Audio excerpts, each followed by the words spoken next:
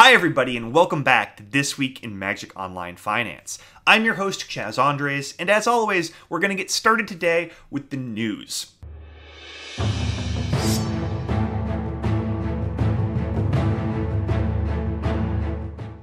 And the big news this week, Masters 25 is here. It's live on MTGO. It's been live since last Thursday, and I dearly hope that you haven't been spending your time drafting it a bunch and wasting a lot of your money. I thought about running all the numbers and seeing what the EV of a pack is versus the MSRP to see what kind of deal you were getting, but look, it's just not going to be a very good number, okay? It's not a set with so much value, especially at Mythic Rare, especially on MTGO.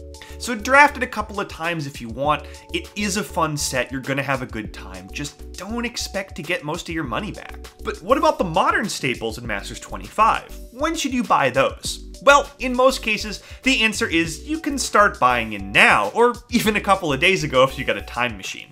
The big staples like Jace and Chalice and Ensnaring Bridge and Blood Moon are holding steady or ticking up just a little bit since the release, and the bigger uncommons, things like Ash Barons, have actually gone up, sometimes even doubled in price since release day. And this is because people are going to draft the set a little bit, but then they're going to move on, especially because the EV is so much worse online than in paper. So you don't want to wait too long before you buy these cards if you think you're going to need them. So the other major thing that's happened since the last time we talked was that most of the cards in Dominaria were leaked, and we know the contents of a majority of that set. There hasn't been a lot of financial fallout yet, we don't even know the rarity of most of these cards, but there has been some movement specifically around cards that interact with the new Mox Amber. And we're talking about cards like Leyline of Singularity, Isamaru Hound of Khanda, and for the most part they've spiked and peaked and dipped and come all the way back down almost to where they were, which makes sense because I don't think any of these interactions is likely to be all that tournament playable. At this point though, I wouldn't be all that surprised if these cards actually spike again once Mox Amber is officially previewed. A lot of people didn't pay attention to the leak, or they don't really pay attention to cards until they go up on daily MTG, and Mox Amber is going to be in the news like crazy over the next couple of weeks. So if you're holding on into any of these cards, just hold on to them a little bit longer, at least another couple of weeks. You really don't have anything to lose. Let's move on to gaining ground, where in Standard, people just aren't playing a lot of it right now. Shondra Torch of Defiance was our biggest gainer of the week. It jumped 2 tickets from 22 up to 24, which is all fine and good except for the fact that this is part of a longer downward trend for Shondra Torch of Defiance. This was a 30 to 35 ticket card back in February, so the fact that it's in the mid-20s now doesn't give me a lot of hope that the card has really bottomed out and is rebounding. It is a very good card, it's possible that's what's going to happen, but until people start actually playing more Standard, I don't think any of these cards are going to start really climbing. Let's move on to Modern, which is where all the heat is still in the Magic community right now. And Noble Hierarch was our biggest gainer of the week. It jumped 5 tickets from 24 up to 29. That needle is still pointed at the sky, and I think the card is going to keep on rising. This is because a lot of people assumed Humans was kind of dead in the water after the Jace unbanning, but the deck has actually performed well in recent weeks. It's put up a couple of high finishes and continues to prove well positioned in the format. So because Noble Hierarch was not reprinted in Masters 25, it still has room to grow. Let's talk about the biggest losers. Where in Standard, the entire index dropped a little bit this week, with the Scarab God leading the way. It dropped 6 tickets from 38 down to 32, and that trend shows no real sign of letting up. I think this trend tells us more about the state of Standard right now than the state of the Scarab God. See, the top 3 most played decks in the format at the moment are Blue-Black Midrange, Blue-Black Control, and Grixis Energy. All 3 of those decks use the Scarab God. So once people start looking back at Standard again, once Dominaria previews begin in earnest, I think the card will start to rebound.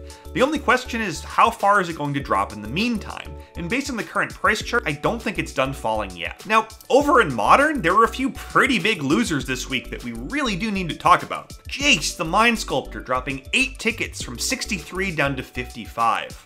Tarmogoyf dropping also 8 tickets from 53 down to 45, and Liliana of the Veil dropping 6 tickets from 70 down to 64. So it's possible that Modern is starting to cool off again after its really long, hot rally this spring. But plenty of other Modern cards are still on the rise, and these ones were always going to drop off a bit after the crazy highs they got to after the last couple of weeks of spikes. So I'd say let's check back in again next week and see what's happened. Have these cards stabilized at their new price point, or is this the sign of a new cooling trend among the top Modern staples?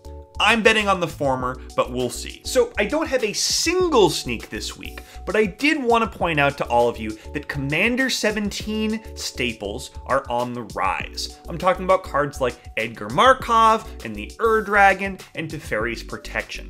And the reason for that is that Wizards of the Coast made some treasure chest changes a couple of weeks back, and these cards are all out for now. I'm not sure when they're coming back. If they're coming back, it's probably going to be a while. So these cards have started to climb a ticket or two a week. It looks like they're still going to be going up from here. So if you need any of these Commander 17 cards, or you like long-term MTGO speculation, now's a really good time to buy in. I think these things are going to keep on climbing. As always, let's end the week by taking a look at the MTGO traders' sales data over the past 7 days. And this gives us a great picture of what's selling the best, what is the hottest on MTGO right now. Looking at the top 5 in terms of most copies sold, looks more or less the same as it always does. You've got your Lightning Bolt, your Fatal Push, your Duress, a long-time perennial stalwarts Evolving Wilds, and Field of Ruin. Once we go down to the rares though, things get a little more interesting. Thoughtseize, the most sold rare this week by copies sold, followed by Sunpetal Grove and Polluted Delta. So I've been calling a Thoughtseize breakout for a couple of weeks now. It hasn't happened yet. I still think it's going to happen at some point soon. I'd pick those up now if you think you're going to need them. The Ixalan checklands, they've proven pretty resistant to price spikes, despite being at the top of most of these lists for a while now, so I'm not sure about Sunpetal Grove.